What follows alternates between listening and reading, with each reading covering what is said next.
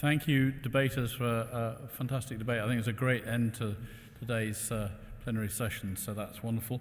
I'm in the tricky position right now of all that stands between you and a short period of drinks downstairs in the snow room.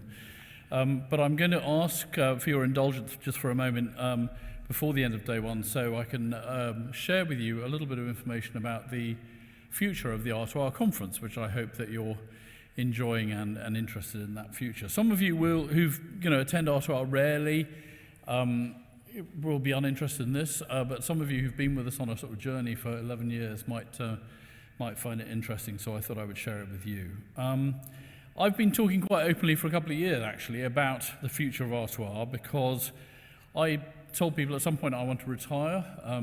I don't want to be that crazy old geezer who used to run a good conference but has now lost his marbles.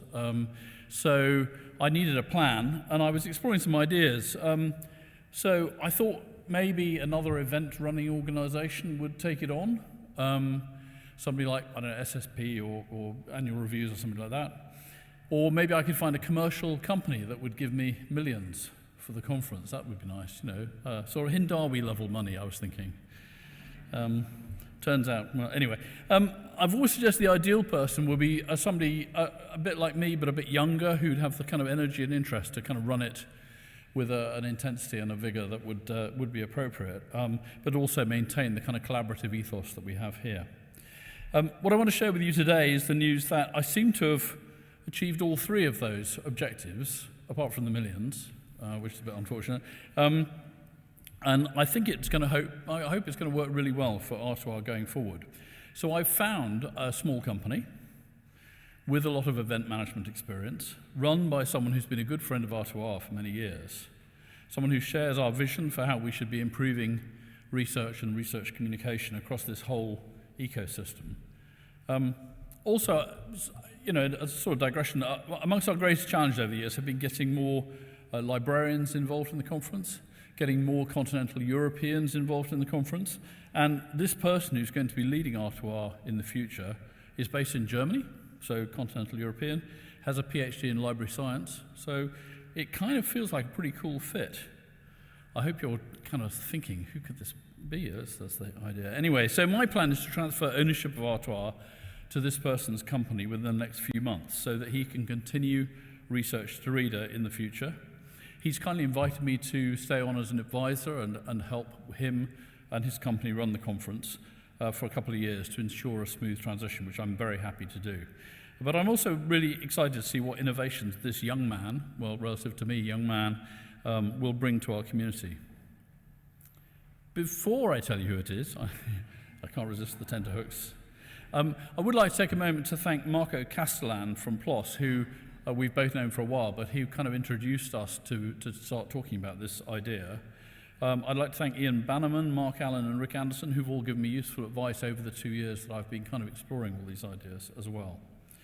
So now I'm going to welcome onto the stage for a moment or two Tiberius Ignat, General Director of SKS Knowledge Services, who's going to tell you a bit about himself and our futures together. Tiberius.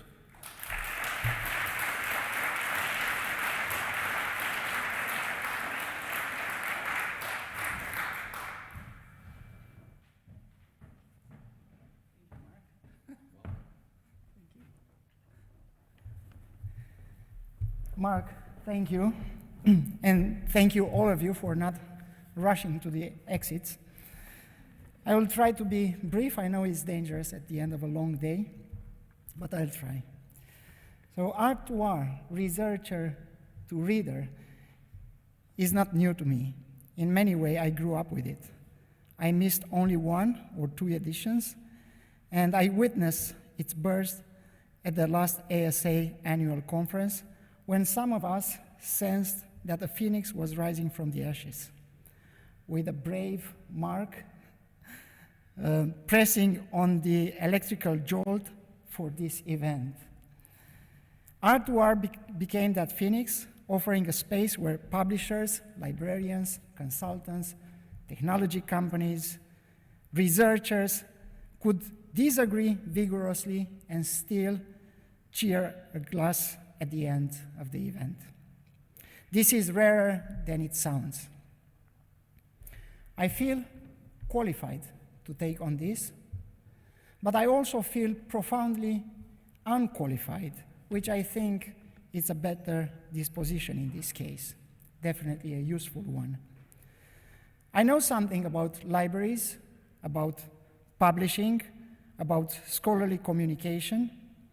Through my company of 5 people, I have worked as an agent between publishers and libraries since 2011, navigating subscriptions, renewals, open access, transformative agreements, EOSC, Plan A, Plan B, Plan S, and so forth. I also navigate various models of transformation that suit one side, the other side, and only occasionally both. Yet I'm still relatively to the work of the editorial offices and the complex publishing technologies, and indeed to the inner parts of peer review. I have much to learn, and I intend to learn it from you. At the heart, I'm a researcher, not a great one, but an active one. My company participates in EU-funded research. We have been partners in Horizon 2020 and Erasmus projects. We are currently leading work package in the Cellum project, examining the role of libraries in the crisis of information overload, how institutions might distinguish signal from noise in a world that produces both at industrial scale. I also serve occasionally as an EU expert, evaluating research proposals at both the European and national levels. That vantage helped me pile on a belief that quality in research doesn't happen without strategy and good management at project level, organization level, team level. It requires structures, incentives, protocol compliance, recruitment strategy, and above all, quality in research requires honesty. On the volunteering side, we are members of LIBER, the European Association of Research Libraries, EARMA, the European Association of Research Managers and Administrators, and EPSI, the European Platform of Sport Innovations. I founded and chaired working groups for many years in some of these organizations. We build on 4 rather unfashionable virtues: honesty, transparency, hard work, and politeness. From this follow a few principles that I hope will be welcome at R2R participants. Practice before rhetoric, analysis, I'm not native English speaker, analysis before advocacy, realism before ideology, polite opinions and honest feedback before fashionable slogans and technocratic mantras. What will change, you may ask? Very little at the beginning at least. We intend to keep the conference at usual time, the end of February, beginning of March. We would like BMA House to remain our home for as long as it remains suitable to you. We see it's quite at the limit. We would, Ruby and the Event Hub are very much part of the team, and as Mark mentioned, fortunately for us, he will remain involved as an advisor, which is a diplomatic way to say that we'll benefit from his institutional memory. We also benefit, I think, from his instinct of balance, which made, in my opinion, this conference great. And thank you, Mark, for doing that. What might evolve? Not radical transformations, but we will carefully consider some developments. We'll explore how the outcomes of this conference could become more perennial, how conversations here might travel asynchronously across geographies and time zones. R2R could be a springboard for learning about scholarly communication, research integrity, academic freedom, responsible research and innovation, and research impact. All of this for one aim, to continue to increase the quality of research. We want to bridge continents and research cultures. We want to bring more researchers, research managers, and librarians along with their perspectives into this conversation. And we want to do it with you, not to you. So we will look very carefully at continuing to have solid participation from publishers, technology companies, companies and consultants. Thank you for your trust.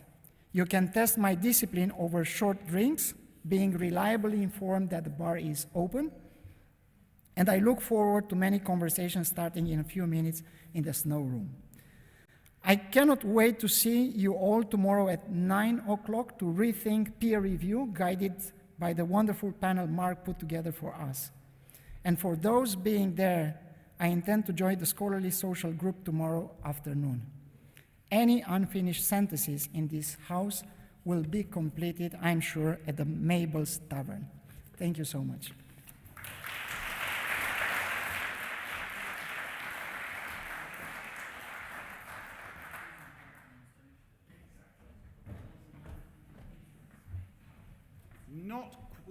Not quite the end. Not quite the end. So, Mark, can you come here? Don't do that. Yeah, this is supposed to be a planned conference. You can't just have off-the-cuff things. It's not yours anymore. So the people on this stage are the esteemed advisory board on whose shoulders Mark has so nobly stood. And absent friends. And indeed, absent friends. And Tiberius and Mark, congratulations. Please, on behalf of everybody, can Mark still do the introductory remarks at the beginning? Thank you. It's very important.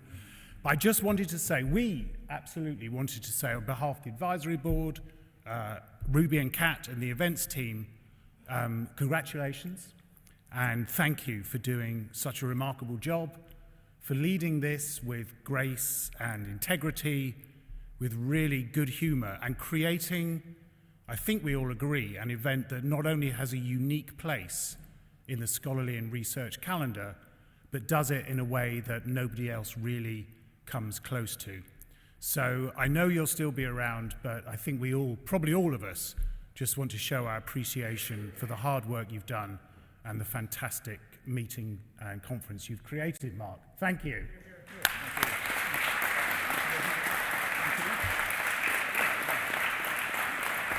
And this is from all of us.